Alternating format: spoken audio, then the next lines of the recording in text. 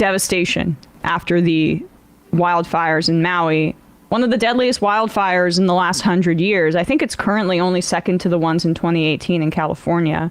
And all of these deadly fires heavily concentrated in recent years. And it's obvious that this is a climate change related trend. Hawaii is typically associated with lush forests and fauna, but Hawaii's not even safe from drying caused by climate change. And there was an analysis done by the University of Hawaii of rainfall at a variety of monitoring sites, including in Hawaii. And since 1990, rainfall has been 31% lower in wet season and 6% lower in dry season in Hawaii. And that was work published in 2015, according to the New York Times. And on top of that, Hawaii's the decline in agriculture, the change in land use, according to experts, private property with foreign kinds of grass, landowners using it for their own private interests, has made Hawaii more susceptible to this kind of thing. And the destruction is just horrific. This is Yidris Nora, who is a resident of Maui, who spoke to Sky News about how he had to jump into the ocean on police orders to escape the flames.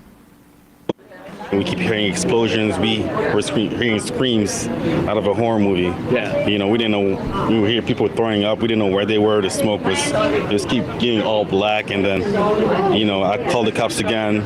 They couldn't come. The third time I called them, they said, you have to go in the water. And I said, you want us to jump in the hurricane? It's black, you know. The ocean was pulling us at the same time. We were trying to have debris falling on us. We're trying to get wet and not burn. How long were you in the water for before you were rescued?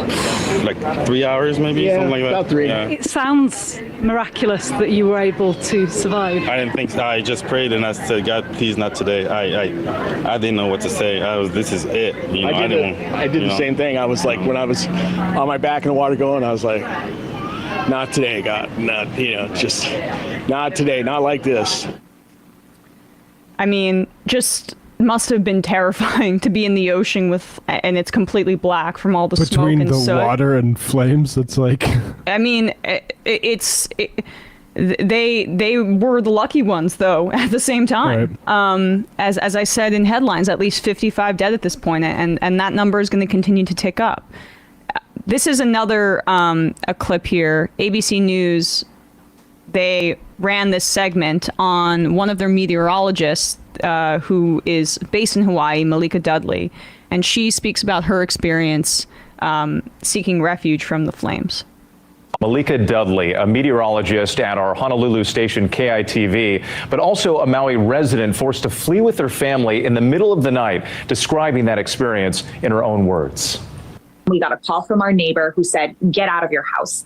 And we looked out the window and there was a red glow outside of our window. The fire was right above our property. Woke up all the children, piled them into my car. I've got 3 children and I have a child of a friend with me as well, which just kind of heightens that level of anxiety quite immediately, if you will.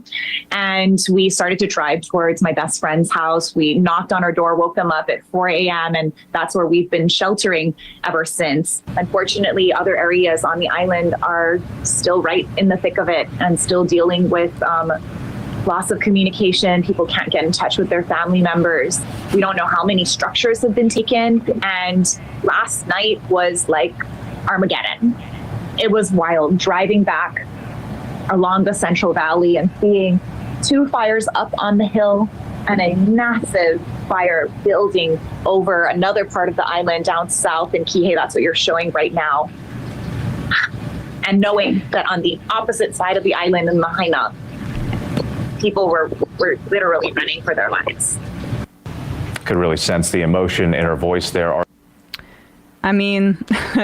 It is, she mentions the structures there. Lahaina, once the capital of the Kingdom of Hawaii, before we colonized Hawaii, has been devastated in particular. Many ancient like indigenous structures that have been severely damaged. And indigenous activists have warned about the disrespect of the Hawaiian ecosystem by colonizers for decades before this. Before, during, after Hawaii's colonization, that was always at the heart of the protestations because of the capitalist desires of the United States. And now Maui in particular, it's become a vacation destination for a lot of people, second homes for the wealthy. And as I mentioned earlier, that change in the grass complexion, according to experts, has contributed to this, as well as general climate trends, which, like, as the temperature gets hotter, there's less cloud cover in Hawaii. The clouds are thinned out, and that means higher temperatures, or I should say, the higher temperatures thin out the clouds, which means that there's less rolling clouds with rainfall in Hawaii. And it also shifts patterns in the La Niñas, which bring rainfall seasonally to Hawaii. So it's all inextricably linked. As far as like states that are the most concerned with climate change, I would think Hawaii, and I'm looking for numbers on this, but I think Hawaii had got to be up there because you're such you're small speck in the middle of the ocean in a delicate ecosystem. And yeah, I mean, changes like this where you're seeing stuff burn that hasn't burned in thousands, like, you know, it's horrible. It's horrible. I mean, what else can you say? But like, we're going to have to start getting serious. Like this summer. Oh yeah. I mean, I appreciate Rokana calling on who I have beef with regards to Silicon Valley connections and stuff like that. But calling on Biden to do the climate emergency. Like he did. Oh, that's good. Oh, he called on it. Yeah, I thought you said Biden did call. No. I'm just, he did ? Yeah. Rose said like, yeah, like it's time to do a climate emergency, and it is.